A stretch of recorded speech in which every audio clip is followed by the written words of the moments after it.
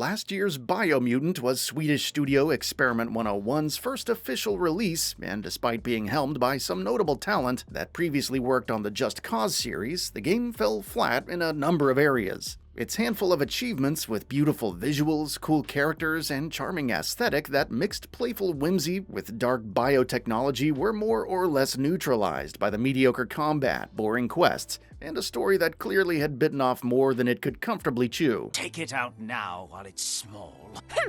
There's always another spark. Overall, the game was met with a resounding meh for most, while many others would fall on either side of that middling feeling depending on how lucky or not they were with the unpredictable performance. What's worse, following the story of Biomutant was a mostly bland experience. Nothing ever really sticks out as particularly bad, and no one moment ever really blows you away. It's all fairly rote, and doesn't change much from the array of decisions you make as you go through it, which, with how grandiose and ripe with possibility the setting feels, is a rather disappointing reality. Other than picking a general ideology and a tribe to favor at the beginning, most decisions in Biomutant will lead to roughly the same things. Lots of the scuffles with other post-apocalyptic creatures and the redundantly structured missions all blur together pretty quickly and usually leave it to you to introduce your own variety into them. The occasional boss fights are probably the highlights of the combat side of the game, as these giant world eaters are fun to take on and pack a few surprises. The RPG and customization side of things is similar to everything else in that it constantly reminds you of its potential with the vast amount of weapons and other items that can nudge your character into different directions but rarely ever capitalize on all of that, with fights that largely play out the same few ways throughout the majority of the game, especially in the first third or so of it.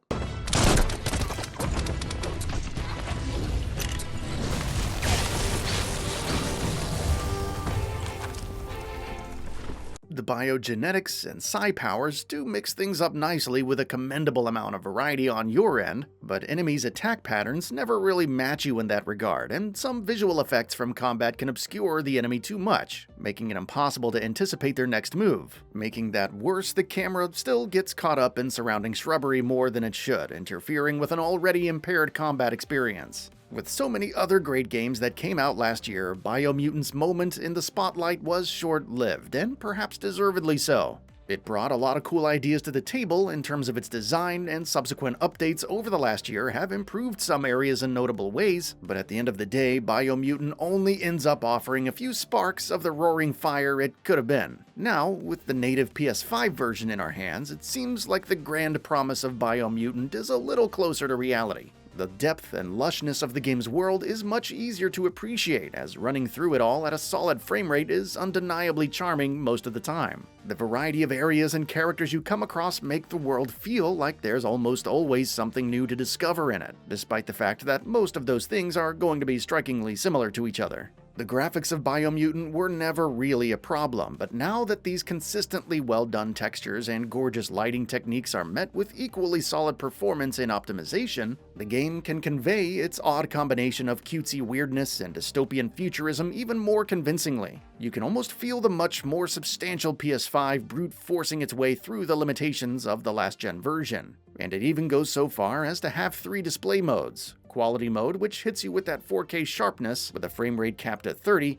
performance that gets you 2K visuals at a pretty solid 60, and the far more compelling quality unlocked mode, which tries and generally succeeds to have the best of both worlds, with 4K resolution and an uncapped frame rate that seems to be at least 50 or 60 most of the time. With forced VRR turned on my PS5, it's even more stable, and to my eyes, it looks like I could be getting more than 60 at times. The bottom line is that it rarely dips into anything low enough to notice, and that's pretty cool for a game that just came out last year and looks as good as Biomutant does. That doesn't fix the occasionally sloppy and often mediocre combat fundamentally, but it does smooth out the peaks and valleys of it, and lets you see what it's trying to do a little more clearly. Attention was clearly paid to the PS5 in particular though, as I often noticed some clever implementation of the DualSense, through sounds and vibrations that reflect little things like the subtle mechanical pitter-patter of an old film projector, as well as some trigger resistance for shooting that make the ho-hum combat a little more entertaining. Thanks to the performance improvements, the auto-lock during combat feels a little more useful now too, yet not so much that I don't still prefer to use the hard lock with R3 most of the time. On top of everything, a free PS5 upgrade is available with a clear, simple way to transfer your PS4 save over right from the main menu. This way, those that bought in early and perhaps shelved it because of its underwhelming state have no reason to not give it a second chance now.